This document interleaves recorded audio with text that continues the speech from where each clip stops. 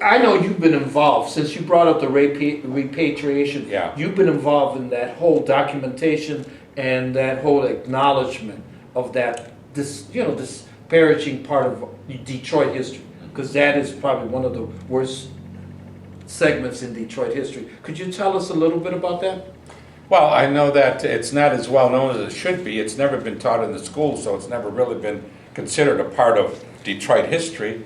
And that's why it's important, I think it's very important for us to keep that memory alive, know what that history is about, and find out as much as we can that we weren't told. I know that people who have been through it, my cousin, for example, I asked him one time, well, if there's anything that you could be compensated for that you lost in having been repatriated, what would it be?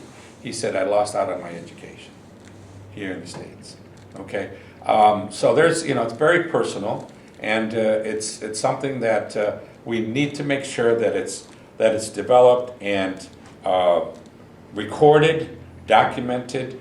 We're losing a lot, just like we're losing people from World War II. We're losing people from the repatriation, and it's our job, it's our responsibility to not let that memory be lost, and to tell the story as we've been told, and what we may remember of it.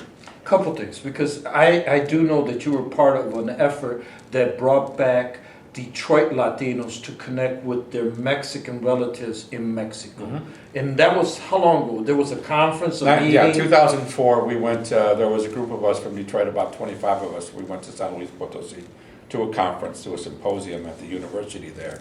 And when I mentioned, I have this relative who lives in Mexico, we went to interview him, and I have that documented. Wow. There's a story that appeared in the Metro Times, and I've got a videotape of that interview that had to do with that cousin.